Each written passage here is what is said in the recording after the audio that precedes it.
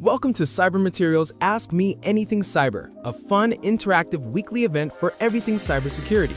Join us every week at noon Eastern Time for a high-energy, quick-hit recap of the week's biggest cyber stories, from data breaches and threat intel to major legal updates.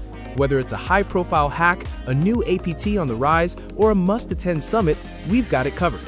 But that's not all. We'll also break down the latest job market trends, share our thoughts on cyber stocks, and give you actionable insights to stay ahead. And of course, we wrap things up with what makes this show special: live Q&A with you. Have a question about a breach? Want to know how a threat works? Curious about getting started in cyber? Let us know and we'll answer it live. Without further ado, let's get this event started.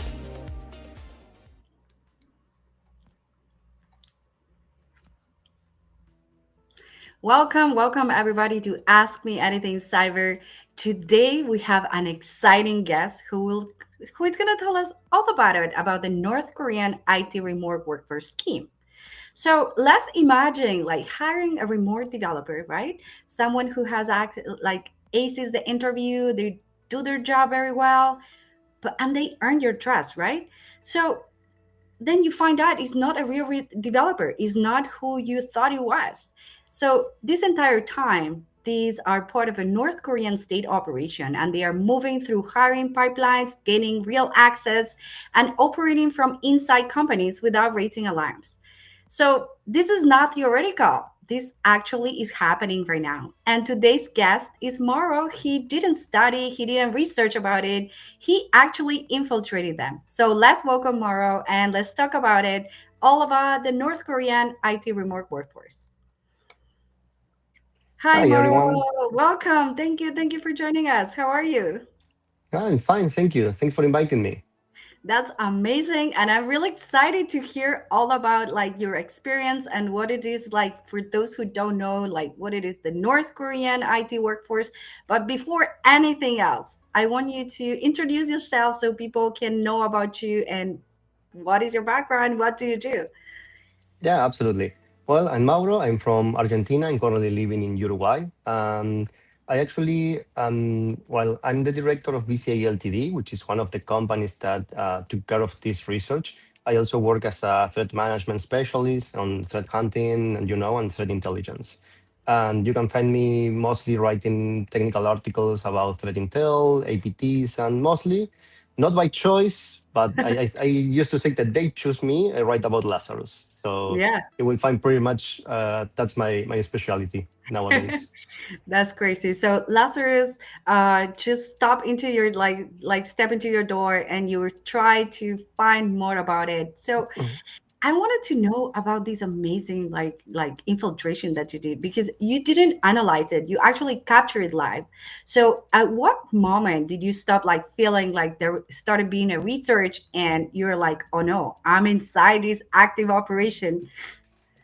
Well, to be honest, it was just like a something normal. It just started happening over the time because we started receiving on one of my clients different applicants, job applicants that were actually North Korean. They were easy Yeah. to spot. They were easy to tell, this is a fake job applicant. And over the time, we received almost 6 or 7 applications. We started Wow. recording them. We have them Yeah. live. We have them profiled. We have all the indicators, their resumes, their fake identities, and then it came to my mind to ask myself, what if they actually get the job? Wow. Obviously, I won't give them a job. I won't give them access to a real Yeah. job.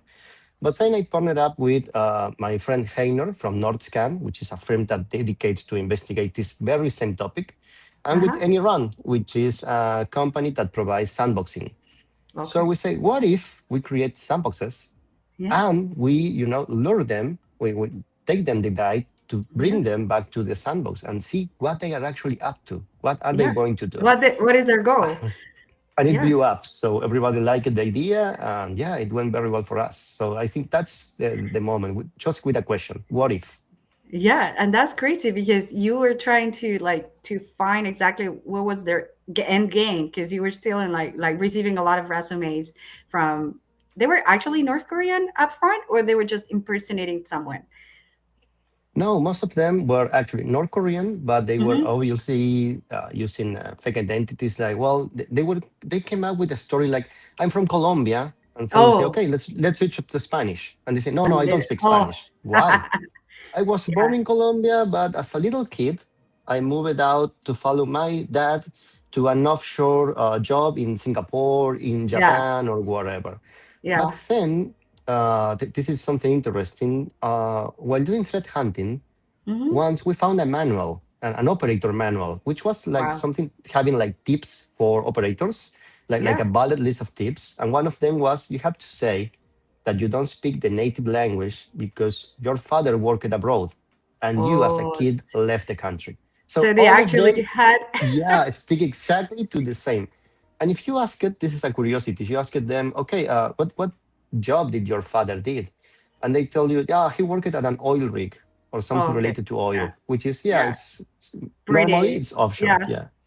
That's crazy. So this is like actually like a scheme. So after watching like their full cycle, like from recruiter, like recruitment access, what do you think was the weakest link? Like the technology stack or the hiring process? Well, I think that for most companies it is 50 and 50, but especially I would like to put the focus on the recruitment process. Mm, Sometimes, I know that HR, sometimes it's busy, sometimes they have too many applicants, too many things to follow up. But if you check out your candidate background, it is very easy to spot they are lying. You will have hmm. people that, yeah, just by seeing them, they don't have more than 20 or 20 some years and they claim to have 15 years of experience. So that's a huge red flag. And if you Yeah. start calling back to their different job places that they say they work at, nobody knows them. Or sometimes Yeah. they will even tell you, we never had that position. That position title Wow. that that person put in their resume does not exist Uh-huh. and never existed in this company. For example, Oh man. say, I don't know, something, if they use something generic like senior software engineer, it will Yeah. probably pass. But sometimes they use super pompous titles, Yeah. super Like big VP titles, and of like internal exactly. security. Yeah. And they tell you, we never had that position. We don't know this person, and that's your first red flag, your first strike. Yeah, and if you conduct KYC, especially, Hmm. you don't need to get into a level of defense contractor KYC. But if you conduct some Hmm. physical KYC, you will just cut off 80 or 90% of their applications because they know I they got it. can go to a physical place for KYC. Yeah. So I think that's more. And on the technological side, you will see that most of the time they will connect from really red flagged VPNs like Astral VPN or from Yeah. AnyDesk. You will see connection from AnyDesk, Rustdex servers, and so on, which if you have certain, let's say, filtering on your side, they should be able to connect. So that's why I say it's 50-50. You have Yeah. to take care of both sides. Yeah. So you feel like recruiters may be able to be like full, but sometimes like technical like recruiters like for example, if somebody joining your team will be able to spot it right away, right? Yeah, definitely. If you ask questions thoroughly and you really put like certain pressure in the questions and you conduct the background check and you call the company, you call not the reference they provide because Yeah. obviously they are all the IT workers. Or they'll But fake, if yeah. exactly, but if you contact the companies, just start like doing some, the classic do your own research. I Yes. think that you will pretty much find out that they are lying way quicker than you think. Yeah, I guess. Yeah. And if you like, from what you saw, actually, are the operations succeeded because Lazarus is advanced or because companies they are like so easy to infiltrate? Well, I have a saying myself that Lazarus, well, you know that Lazarus is an APT, an advanced Yes. persistent threat. I like to say that they are more persistent than advanced. Okay. You That's know a good that you saying. can, yeah, you can find them sometimes when they deploy malware. It's not, Mm-hmm. it's really low tier malware. I just Mm-hmm. ripped apart lots of malware families. Even my team managed to name some of those malware families because we discovered them. And they are not something great, but they are Yeah. super good at making up stories and scenarios. Wow. They will make you join on a call and tell you, I can hear you. And someone will tell you, download this fix because we can hear you and they will infect you. They are Typical, yeah. super good Click at fake. making up stories. Yeah. And people believe them because they are Yeah. super good actors. But on this case, there's no malware deployed. It's just Yeah. 100% Infiltrate. acting. Yeah. Yes, 100% acting, and they are very good at that. So it's not. It doesn't resort exactly to a technological means to protect yourself because you're not expecting malware. You maybe could just lay out that they are using a VPN or that they are connecting from any A different desk or RAS location. desk, right? But also remember that they hire local, local people Yeah. to ship their laptops to, so it will have them locally. So it all Yeah. resorts to human profiling, to social profiling, to saying, yeah, this person is lying to me, this is not real. So that's the heavy part of this issue that you're competing against spies, professional spies, Yeah. not against malware developers, ransomware operators. It's spies. So So these that are like makes the real insider threat that is so hard to fight because there's nothing you can yeah, do once they are inside because they are not like spoilers or any indicator of compromise because they are only spying. So yeah, probably they are just copying all your data or infiltrating your servers, extracting as much as they can without leaving any trace as malware or anything that can spook you, right? exactly. And the worst thing is that when you do ransomware or malware, you know that the threat actor is going for a short-term bet. They want to infect you and take as much money as they can with the minimum effort. They Yeah. don't want the press to know. They don't want to be negotiated. They don't want to name and shame you on Twitter, on the darknet, or wherever. They want the money, and that's it. Yeah. But That's these great. guys do a super long-term Yeah, bet because exactly. one will join. It Hmm. will start. It will behave. It will be a good boy. It will be someone a golden employee. Yeah, Then, when an opening comes on your team, he will recommend another one. Say, I have a friend that can do this, and you say, hey, this is a very good employee. I may take why his not? advice. Yeah, Another one will join, and remember, it's a long-term bet. After a yeah. certain time, they will be a majority. If Wow. someone on their team just sends a PR, a pull request, all their friends will approve it. If they need a voting situation, for example, all of their friends will vote you know, Wow. for Yeah, the so infiltration team. it's like a chain, Mhm. and it's so hard now. Like if you want to pull it out, it's gonna be like it's gonna dent your company because you're gonna have to fire a lot of people, and they may have a lot of like Yeah, IP or like resources. And this is like scary because like once you interact with them, like it's very hard to notice because they actually feel like real developers, right? exactly. And sometimes the worst case scenario that you can have is not hiring them Mhm. as their frontman. It's them using, a local partner in crime, a real Colombian, a real Mexican, a real Argentinian, you name it. They will just plant face Yeah. on every daily stand up, on any corporate event that you have. They will appear. Yeah. but they are actually renting their identity to a Hmm. ghost developer. And that ghost developer is just sending him like a 20% pay cut to run as a Exactly. frontman. And that Hmm. person will never, ever touch your code base. It Yeah. won't work a single day. Yeah. All will be done by a North Korean that is hiding in the shadows, working without you ever noticing. So that's even more dangerous to Yeah, detect. and actually today I read that they sentenced two U.S. Citizens because they were collaborating with the North Korean IT force, and they had like a lab of computers at their home with their local IP address in Arizona that they were able to like fool employers. And they were like providing them the platform here in the US so they can actually like impersonate other people. They use others people's social Mhm. security numbers, others people identity, so these were like two facilitators here in the US letting them in through their computers. So it's like they always need someone actually on the inside or a real someone that they can use, right? It's not only a guy that Exactly. shows up and say, you know what, I can do this. So when they have to go through like a background check or anything, they use a real person, Hmm. but this person gets a pay cut, say you say like 20% or maybe like 30% of what they're paying as a salary. And that's really scary because how you prevent that, right? So I don't know, as an employer, it's like so hard to keep track. Imagine you have a company with, I don't know, 50,000 employees, right? Yeah. We've seen like Oracle or we've seen like Microsoft, they had these cases, right?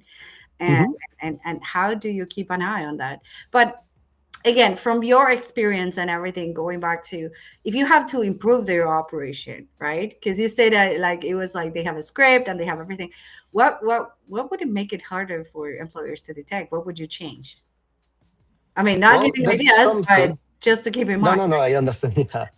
But there's something that I like to say also, that you can change the core of what you are, the person Mhm. that you are. They have, you have all kind of influences from how were you raised, your religion, your culture, and they are super heavily influenced by the culture. Yeah, Remember that they come from a close quartered culture, so there are things that they just can't leave behind. For yeah, example, you might notice that video that went viral where somebody asked them to insult Kim Jong Un, and there's yeah. no way that you could make them insult them. So But you you know can it's a North also, Korean. yeah, we know that this may change in the future, so don't take Yeah, this as a solid, yeah, something as written a in stone. solid, yeah, But there are also things that I can't disclose all of them, but there are cultural traits that we hmm, always look out for, and they are always, as we say here, they always step on the trap. Always, yeah, they always trigger the trap. They are also very gullible. yeah, So, and that this is something that actually, honestly, being open-hearted, is something that sometimes makes me feel bad that they are super gullible and in certain way innocent. It's not the right word, but sometimes you tell them things and they will absolutely follow your lead on that. yeah, You know that the real intention is behind that is to get the job, yeah, yeah. Of course. but So they you will know say that they're, yes to everything. yeah. So you could change everything, but sooner or later someone who is really trained, if you have a really good intelligence team, and if you are in the defense, pharma, government sector, you should really have one. And I mean it, you should really have one. A really good team with just a few linguistic tips will find it. With Yeah, just a little social cues, will find yeah, out the truth. They it all resort to remember that you are playing with a social threat, not a yeah, technical threat. So if you have teams trained in the social part of intelligence, it will be super easy to spot. yeah, Remember, I can disclose, but remember the linguistic side, the social cues, yeah, and especially the behavioral cues, yeah. how they behave. It's a way, it's a super indicator of that. And if you think about it, like North Korean society is a very closed society. They are not well integrated with the Western world. So you sort of have some like tip off on like, they are behaving in a way that normal Westerners are not behaving, right? So they may be some indicators. They can learn, right? They can learn how to behave like Yeah. a Westerner. They can learn how to behave like a developer. But as you said, there are some like strains like inherited to their persona or their culture that is gonna be like a tip off for you, right? Like, you know what? something's off. I feel like this person is not who it is.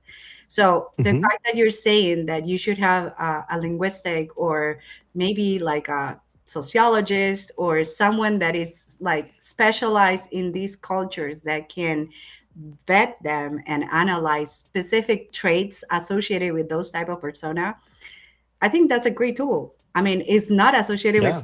cybersecurity per se, because we are not using AI, we are not using anything. We're just Hmm. someone that actually understands their culture, understands their way of thinking, that can help you. Because some things you cannot learn it, because it's part of humans. You Exactly. just comes out of you. So I feel like that's a great tip, and I really wanted like everybody to have someone who is not a cyber person, who is not like a tech guy, but a sociologist or someone like a forensic, like can like analyze like habits and way of Definitely. participating. That's a great idea, and I love that you brought it up. And if you want to give me like one behavior that like from this specific operation that others may be overlooking, but you can unsee it right now. Well, there are many. First of all, again, it all resorts to they want you to believe a story.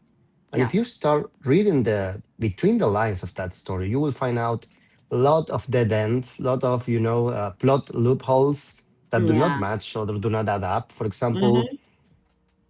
people they will always try to join, or mostly try to join for a technical position. You Hmm. check their GitHubs, you will find that all of them repeat the same pattern, the same Oh. kind of picture, the same kind of name construction. I won't give you away the exact formula, but you will Yeah, find yeah, it yeah. once you start just. If you fall down the rabbit hole, you will find them Uh, definitely. they all look the like an same push, same day. I got it. exactly like an adjective and another word and a number, and you will find that they all follow each other. They all try to contribute to the same projects, which are Hmm. just dead end projects, dead projects from the beginning. They will try to sometimes like time stomp the commits, like trying to make them look like something older. They will Hmm. resort to different git tricks to show like they were active like in 2010, and you will Yeah, find out that they are actually not. yeah. Same thing applies when they are creating their online personas. Some names, especially if the identity is not stolen, won't add up. Specifically in Latin America, they are having like a certain problem matching up Latin The names names. and Latin surnames. So you Yeah. will find out with something really weird, Yeah, like an Jose, animal. Jose Kim. Exactly, something like Yeah, that. But yeah, um, also you once you see it you can unsee it, yeah, and the history behind, specifically you start asking and asking like re-asking the question once again, like saying, okay, but you told me that you don't speak Spanish, why? And you yeah, start putting pressure. You will yeah, see a lot of weird behaviors, a lot of weird excuses, because you are just, it's like a telemarketer's manual. yeah. Once you start asking something that is not in If the they say manual, not in this, the you say graph. that. Yeah, they just go Yeah. like black. But that's crazy because that's how Korean society is. They are like very like that. I had experience living in Korea, and I know that when they are out of script, they just black out. They cannot Hmm. continue. They are like, I don't know what should I do. I just like smile and hopefully it goes away. And that's how their society works. And from my experience, I've seen that. So I feel like if you get someone that is into Korean like society or like how they work, they will be able to spot it right away, because that's exactly how their society behaves. And Yeah, with the difference that a telemarketer has, let's say, a manager who he or she can say, "Hey, I Mhm. don't know what to do in this case," but that poor Yeah, guy, that North Korean guy, is alone in a call with you, so he doesn't have anyone to ask to. yeah, So yeah, that's the that's best true. part. Yeah, and that's like there's like some like small details that can tip you off and say, you know what, this is something like, but when we talk about these specific like operation that we're talking right now, we know that they are infiltrating like could be infiltrating financial companies, it could be infiltrating like healthcare companies, cybersecurity companies. Are we underestimating how many companies already have these type of actors inside? Can we assume Yeah, there's a lot of definitely. them out there? Yeah, definitely. We also found just recently that Amazon itself hired some guy, and they found out by the delay in the keystrokes when he was typing, and he wasn't employing for a good time. We Wow. also, not only the quantity, we are misunderstanding the real widespread of their operation. They are now targeting architectural design, which is, it's something super critical.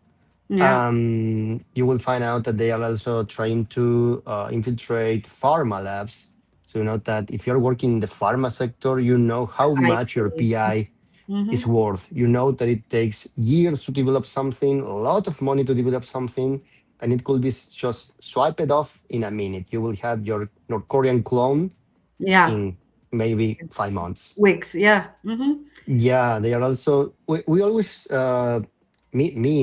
myself included, I have understood that this was something focusing on the crypto and fintech sector because it Mm. was easier for them to launder the money. And then I remembered that they are mostly don't have to engage in such laundering if the money Yeah. comes from a trusted source. They A just legit. Yeah. will exactly they will just use some shell companies or whatever. It's classic fiat laundering. So for them, Yeah. it's easier to be widespread now.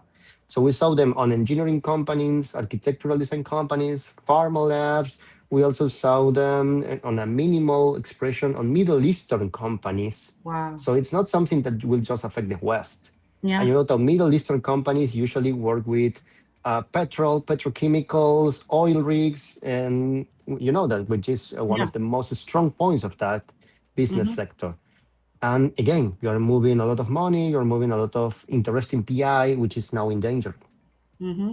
And what about like for example, when you were inside their operation, like what was the closest to like either losing them or tipping them off, like or you're still like I heard there's gonna be a part two or something.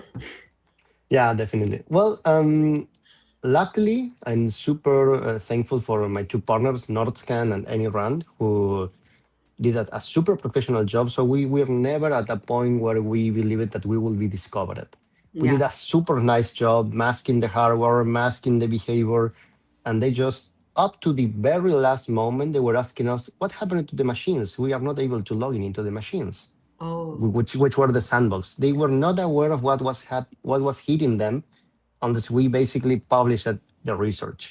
yeah. And then again, I would really pay to see their faces when they saw the research aided online, because to the very last If they second, have seen it, we don't know yet. yeah, we don't know yet.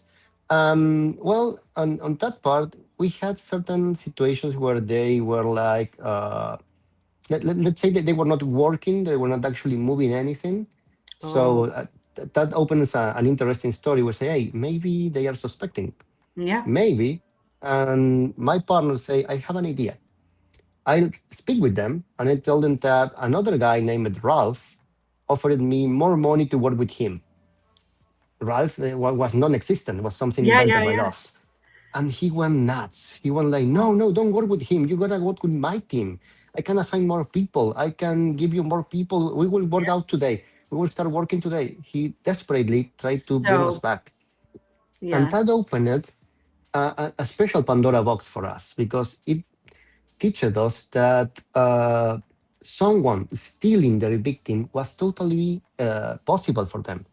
Yeah. For them, it was something that could happen that your own partner in crime, because you're committing a crime and your other Yeah. partner is committing a Yeah. crime, will be able to steal your own victim, your own hard work, and use it for his own benefit.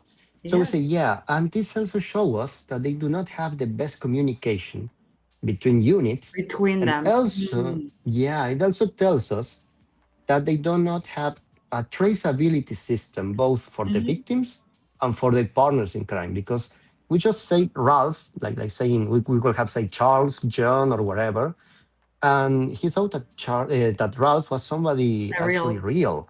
Yeah. So we say, yeah, they don't know each other. They don't So know he went the exactly rabbit who's hole who. looking for Ralph, and he may still looking for him. Yeah. The worst thing is that if he found a real Ralph, could have Oh ended my real God. bad for them. Poor guy. But well, and say, yeah, they started working. right there, and Yeah. that's when they committed all sort of errors, obsec errors, like turning on sync on Google Chrome. So we have found all, from their search histories, their passwords, their uh, their search online search history from Google, their Yeah. extensions they use, and pretty much everything. Yeah. And following this lead that they do not know each other or they do not communicate with each other, we say we might pull off this again with my partner and say, okay, it's an old trick, but maybe it will work once Yeah. again. And guess what? We are going to Rachel. to publish a second part with different North with Yes. a better and bigger rooster. It won't be just one or two. We have a lot of them just called. Hmm. So if you, I need to ask you for to be patient because this is something that will take some time, but we will definitely be publishing it this year. I can't wait to read all about it. So everybody watching at home, at work, stay tuned for a second part of this inside infiltration for the famous Lazarus Group. And there's also a mention about like why makes you attribute you to Colima, like specifically. What like tips you off that it was like Colima, which is a part of the Lazarus Group. Well, we have very specific indicators, that we have published just, let's say, a short version of them. But most of the indicators were run through multiple companies or multiple partners in Mm-hmm. order to grant the attribution. We Mm-hmm. went from a high confidence to pretty much total confidence in the indicators, but we Mm-hmm. haven't published everything. Remember that if we publish it, we run into the risk that somebody else will get back to them, and probably it's not that we don't want somebody to do the same experiment or to run something similar. We don't want Yeah. anyone to warn them to warn their cluster because we are the same guys we're taking from this for this second part. We have found them on the very same place we found them on the first one. So by disclosing Oh, those indicators, we run into you were the able. danger of having somebody tipping them off. Hey, these guys are ripping you off. They will want to Mm-hmm. record you, and Mm-hmm. probably it could also endanger us personally, like physically. So we don't want that. But Yeah, yeah, all yeah, of of course. the indicators were run via multiple companies, via multiple products, in order to guarantee that what we are saying is exactly what we are saying. Hmm. And on points Yeah. where we have certain doubt, we always disclose that this is with medium confidence, or we are not sure exactly about this, or this is my opinion. But yeah, we definitely the attribution is to famous company. And we have a comment from Joel Mancia from LinkedIn. He says being hired is much more difficult and time consuming to accomplish and riskier for the undercover employee. However, the damage they could potentially do be greater since they will have access to more. Would you like to comment on this from Yeah, your experience? definitely. Yeah, first of all, yeah, definitely. Being hired now in this market is super difficult. Um, it's complicated. Some process are just way too long. There are many sides of that story, but we all agree that it's difficult than just a few years ago. Not 20 years ago, just a few years Yeah. ago. And they make it riskier. And also, you know why they land a job probably before you? Because they lie. That's it. You want a job that requires 10 years in crypto, they will tell you they have I have 15 years it. of experience. Exactly. Yeah. That's it. They lie. And you know that you, Joel, as a professional, you have your story, you have your job record, your professional record, and you won't risk it by lying, by coming to me and saying, yeah, I am the founder of Ethereum, because I will Yeah. find out that you're not the founder of Ethereum. Yeah, of But course. they are using a fake name, a fake profile, a fake face. Sometimes they use a puppet, a real Yeah. person that is working for Yeah. And them. emoji. Yeah. Hmm. Yeah, and they do not care about that person, about their reputation, and even about your work. So they will lie, they will go to the last extent to get the job.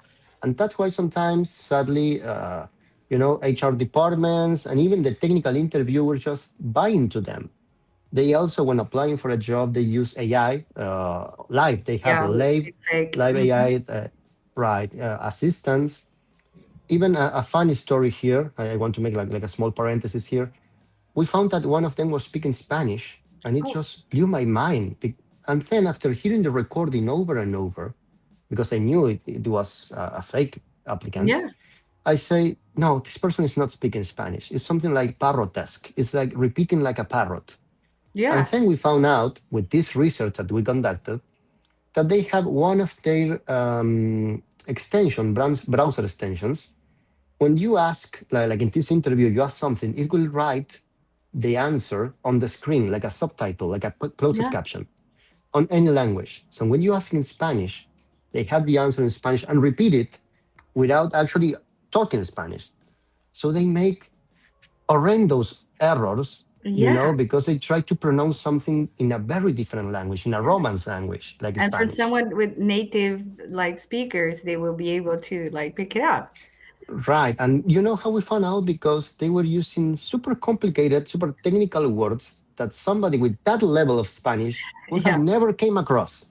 So they lie. They even lie about the language they speak, their names, wherever. So that's why they are making the job complicated, the job market more complicated than it should be also. So yeah, I Yeah. agree with your point here. Because they are the perfect candidate. And as employers, you're Hmm. like, well, I hit the jackpot. I have someone that can do everything I need and in one guy. So I feel And like, will take a low salary as well. oh, yeah. Because if Okay. you Yeah, that's offer, all it thing. will be the lowest bidder. Yeah, definitely will be the lowest That's bidder. great. And we do have a fun question here on Substack. Somebody saying, what was the moment you realized the scale of what you were investigating was bigger than you expected? Because this is big. Wow, yeah, that I think that's one of the best questions. We had many moments where my partner and I were like, "Well, I think that we went just a little bit too far, but it's too late to go back." So, Yeah. first of all, remember that when this started, it was just a question: What if? Heiner and I asked, "What if we give them the job?" We expected them to behave, just take the money and try to, swipe some files or whatever. But then, once we started like cross-referencing the indicators from the first victims we have, from the first Lazarus we caught, we Hmm. found out that there are entire farms out there, Wow. specialized farms. Some guys will look out just for architectural companies, other will look for pharma labs, other will try to work for defense contractors. So you find out that definitely you don't want this kind of people Yeah. working on those critical sectors, because you say, okay, yeah, they maybe could just steal PI, and maybe they will just copy your last missile, they will try to copy your last vaccine, they will try to copy. But what if they want to modify it and sabotage, Yeah. your own Your operation? own operation. Yeah. You will end up with aspirins that are actually poison. You will end up with something, some defense implement that would blow up just in your own face. Yeah. Just, Vaccines with different like I ingredients don't that can want to kill. give them ideas, but once they are inside, I think that they pretty much have that idea. So Yeah. That's that was the crazy. moment, yeah, You were when we like, found out that it was something global. Yeah. oh my God, this is scary. That's crazy. And this is my last question. So, if this Yeah. were a movie, what's the one part people would believe, but they will say, you know what? This is like, that's not true, but it's 100% real. I had two actually. One at the start of the operation and the other at the end. First of Okay. all, there are companies that you try to speak this to them to bring this to the table, and they won't believe that there's an entire hacking group backed up by the government that want to hack them. They always say that won't happen to us. That will happen, to, I don't know, to a Yeah. defense company, to the government, and not to my government, to a North Mhm. American government, not to me. Yeah. And you say, no, no, they are actually looking for your Yours? small startup. Yeah. Yeah, your own startup. And they say, no, it won't happen to me. And then they start researching, they fall down the rabbit hole, and they come back to you and say, you know what? I I think can't you were believe right. this, but you're right. Yeah. The second one is that remember that you're dealing with, and this is something very personal, but remember that you're dealing with people. Whether bad, good, or whatever is your appreciation, you're dealing with people. People have fears, desires, dreams, whatever. It's incredible. And I don't expect you to believe me, but if you speak to them, they will talk back. Sometimes you can speak some sense into them. Sometimes they Mhm. will tell you things. Sometimes they will ask you things. The most normal question that I got asked by them, always before publishing, always before, burning the intel, I try to speak with them, especially if we can track back the developer of a malware or the main people behind a campaign. Most of the time they will ask, how did you find me? Obviously you Yeah. won't tell, but you will Yeah, of tell, I course. found you.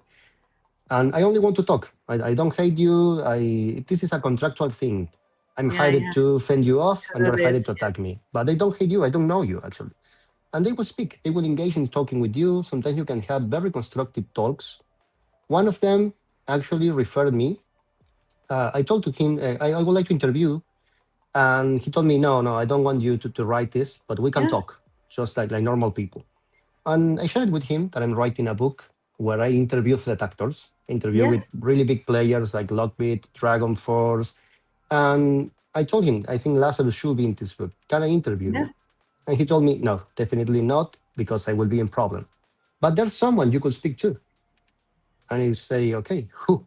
He told me there's a guy in Spain, which Yeah. is Alejandro Caldevenos, who is one of our lieutenants. And I asked Oh, him, you have a Spaniard lieutenant in your army? or And he told Korean me, yeah, North Spaniard. Korean army has a special delegate who is also a lieutenant in our army, and you should speak with him. I think that he's the only one who can carry a public conversation with you. You won't be Wow. able to speak to an embassy, you won't be able to. And he led me on the right way. I actually spoke with that person. He was super receptive of my questions. And Yeah, he even told me, I told him, okay, look, I know what's going on. I know what's yeah. happening. I don't judge you. I don't care about that part. So what can you tell me about this? What's your take on this? And he told me, and I tried to quote it, it was in Spanish, but I tried to quote it in English as better as I can. He told me, if you find a North Korean candidate, you should hire him, because in the market, you won't find anyone with the same skills, but for the same price and with the same honesty, with the same, uh, obviously, I don't agree with that part, I guess. but it's, I guess, yeah, I don't agree with that part. But first of all, the person who referred me to him was actually right. That person Yeah. received me and wanted to speak. And second, this shows you that every story has two sides. Obviously, I choose, and you are free to choose on which Which side to side you stand. want And to it's be? obviously I stand on the other side of them. Yeah, of But course.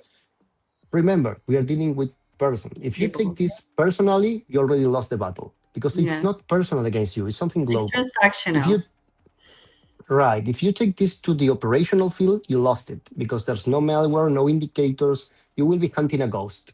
But if you take this to the personal way, and especially if you engage in speaking with them or telling you have two basic reactions. Most of them, and I dare to say 99% of them, will just run away, will cut the conversation, will delete everything, their LinkedIn, their Upwork, Indeed, they will block everything. Will delete it. They will just run away. You won't find them again, Yeah, and there's because no they way you don't can want. Yeah, remember, they are intelligence officers. If track. they know, if somebody upper from them knows that you have spotted them, they will be sent to the office to do paperwork.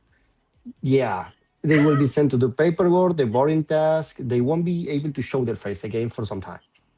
But there's some smaller, specifically the more advanced ones, the more that will speak back to you and will tell you, yeah, it's Mhm. okay. Uh, Obviously, don't take Good any job. proposal. Don't take any Yeah. proposal. They are not your friends. But Oh. remember, behind that screen, there's a person. Hmm. So if you want to understand the threat and exploit the threat, use what you will use on a social threat. And always know that social engineering is your best tool here, because at the end of the day, if you talk to the person, you will try to engineer it your way. And it goes both ways, right?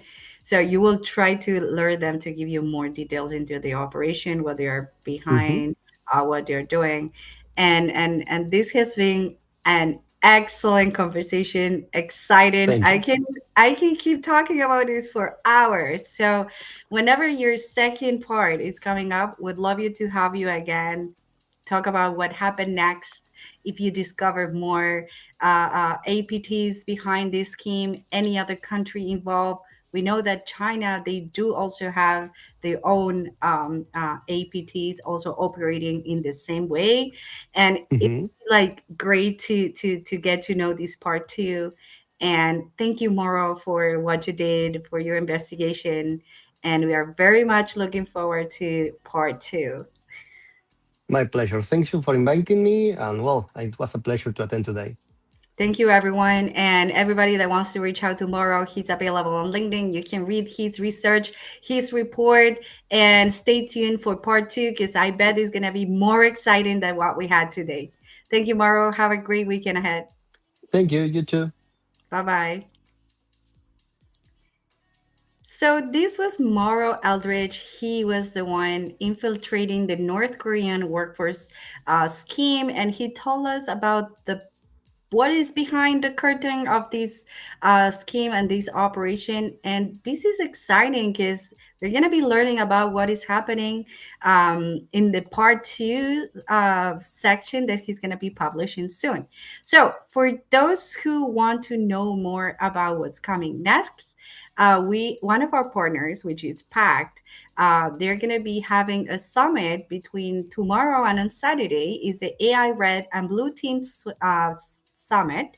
It's about real AI threads, live interactions. It's going to be a 2 days where you can mingle, you can meet a lot of people. This is a hands-on summit. So for those who wants to participate, Pact gave us a 40% discount to get your tickets, to participate, to engage, and you will be able to get free copies of three amazing cybersecurity authors if you participate at this summit. So anybody that wants to join, please scan the QR code and get access to this amazing show. So for our next section, we're going to be talking about specific know your enemy. So let's stay tuned and see what is it about. Every cyber attack has a face, from malware and scams to the actors behind them. Know your enemy. Stay one step ahead. So for today's Know Your Enemy, we're bringing to you the Smishing Triad. The Smishing Triad is a cybercrime organization and is known for conducting large-scale SMS phishing, or what we call everybody smishing. And these are targeting mobile users worldwide. But it's not just one hacker in a basement, as you think, as an organized crime. It's an ecosystem. It's not a specific group, a specific APT. It's just an ecosystem where people, bad actors, they get access to powered supply chain tools, infrastructure, and people working together. This is a scheme that's been going around since 2021, and it specializes in stealing personal and financial information through text messages that impersonates legitimate businesses and delivery services. Now, some key facts that you need to know about them. These are SMS phishing and credential theft.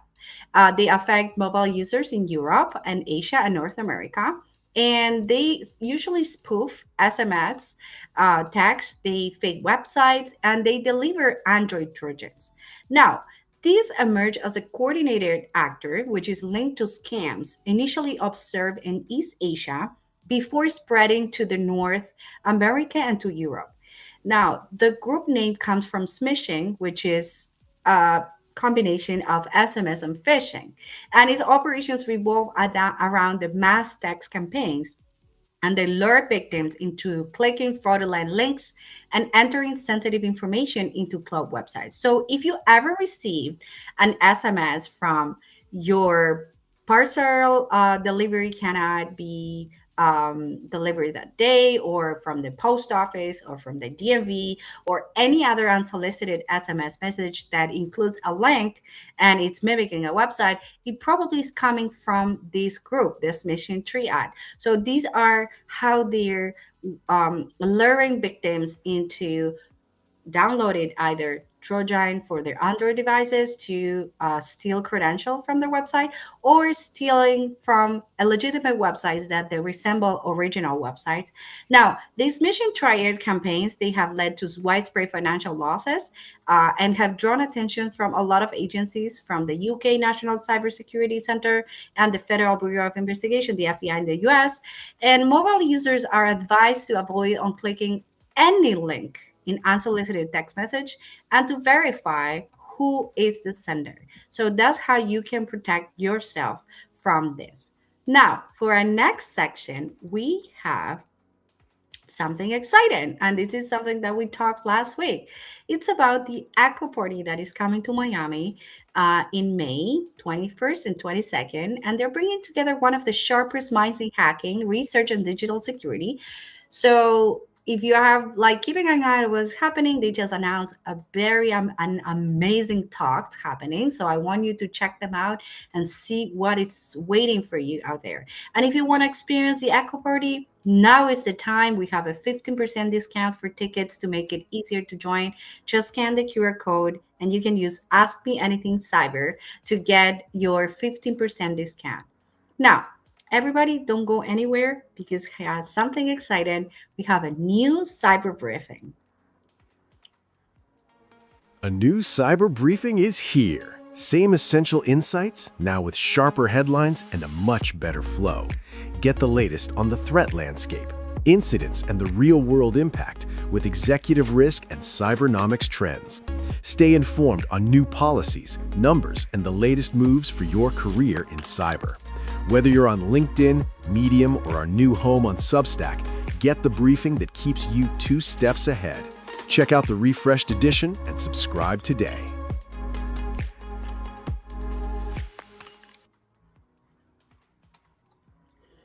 So, for today's headlines, we have selected one specific threat, which is the APT-37 that is using Facebook to deliver Rugrat. So, for those who don't know, APT-37 is also a North Korean APT and is the one that we've been talking about.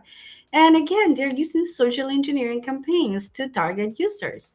Now, they are using Facebook. They are creating fake Facebook profiles and they look completely legitimate with real names, real photos. They are cloning others people profiles and they start sending widespread of friend requests to very specific targets. They are targeting researchers, journalists, or people connected to policy or defense. So if one of you or any of your loved ones they work on those industries, just keep an eye on unsolicited friend requests on Facebook.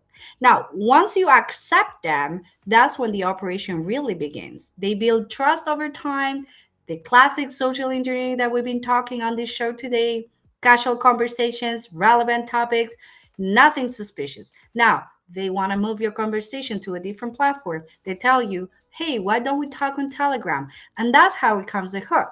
They send the victim what it looks like an important document using like a PDF, which has something related to military or political confidence, like confidentiality documents.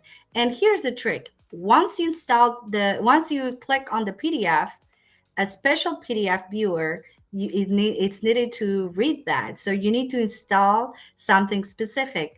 And what is it? The software is Trojanized. Now, the moment you install it, you are infecting your machine. Now, behind the scenes, this is a fake PDF app, executes hidden code, it connects to the attacker control infrastructure, and downloads the real payload, which is Rugrat, a remote access Trojan. And this is where it gets even stealthier. The malware sometimes is disguised as something harmless, like a JPEG image, to bypass detection, and even uses legitimate services like Dropbox or any command and control blending into normal traffic.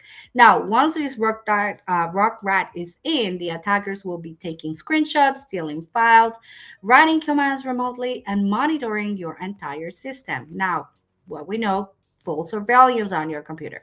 The key takeaway here is this is not a technical hack, this is a human hack. So they are using Facebook to lure victims into downloading infected software. Now, another headline we're going to be talking about today, it's about Booking.com. Booking.com has been involved in a major incident and is affecting real people, not just systems. The company has confirmed a data breach where attackers gain unauthorized access to customers' reservation data. Now, this is important because this wasn't a full account takeover or payment card being stolen. Instead, they had access to exposed contact rich personal data, which is name, email addresses, travel details, and even messages that you may have had between hotels. Now, What is important is that attackers are not stealing that data, they are weaponizing it right away. They have seen cases where people were receiving WhatsApp messages, emails, or even in-platform messages impersonating the hotel. And the scam comes when, hey, we couldn't confirm your payment. Can you send over your credit card details? Or if there's an issue with your reservation, we cannot process payment. Can you process a payment through this website? Now, this is where it's happening. It's not a data breach. They are actually attacking people right now. It's a random scam. It's not a random scam email, but it's targeted like emails or contacts to the victims to request payment. What to do if you receive these type of text messages or unsolicited? Don't trust them. Don't click any link asking for payment, and try to verify directly through the platform. Usually it's safe to Google the hotel or find their official website and give them a call. Now, next and last is a new section that we have on our website, on our cyber briefing, which is cybernomics. We're going to be talking about some specific numbers. Web3 hacks cost 464 million in quarter one in 2026. We are just starting with $500 million in losses for Web3 hacks. And let's talk about a little bit about this. This is just the first quarter of 2026. And in just 3 months, they were able to spoof $500 million out of the market. And this is how we think, like, it's going to change about how we think about crypto security. The majority of that money wasn't stolen through smart contract bugs, it was stolen through phishing and social engineering. Now, let me put some numbers onto these. About $300 million came from phishing alone. Smart contract exploit, only $80 million. And things like stolen keys and cloud compromises, they added $75 million. So the biggest risk right now is not the code, it's people. And we've been talking about this throughout all our shows before. And this even gets crazier. One single incident, which was a hardware wallet phishing scam, accounted for half of that. It was $282 million and roughly 80% of all losses to that quarter. So what does it tell us? Web3 attacks are shifting. We used to worry about like smart contract vulnerabilities or flash loan attacks or any protocol exploit, but now the attackers are going after the users, the employees, and people. Basically, anything outside of the blockchain itself. So we were able to secure the blockchain, but the people still the weakest link here. Now, so if you're into Web3, whether you're a developer, investor, or just holding crypto, your biggest risk isn't just in bad code, is getting social engineered. Now, in 2026, we know hacking crypto is less about breaking systems and more about tricking humans. So everybody should keep an eye on what is happening out there. And those were the three headlines of the week. But if you want the full rundown of everything happening in cybersecurity, make sure to join our cyber briefing and get fresh alerts, threats, insights, security, risk, executive information, or anything about your career. You should subscribe to Cyber Briefing on Substack. And now, to end today's show, next week, we're going to have someone from the Diana Initiative. Actually, we're going to have a lot of them, volunteers, to talk about their amazing event that is coming up on May 30th. Now, the Diana Initiative is hosting a one-day only conference with the goal to create a more inclusive information security industry. You're going to have speaker tracks, career village, capture the flag, and many more things. Now, tickets are now $5 for anybody that wants to attend, and they're running a 2 for $5 tickets right now until the end of April. So grab your tickets today, get a friend, and join us next week to learn more about the Diana Initiative event. Bye, everyone. Thank you so much for joining us. Thank you, Mauro, for the amazing rundown on the North Korean worker IT scheme. Let's stay tuned. See you next week for another Ask Me Anything Cyber. Bye-bye.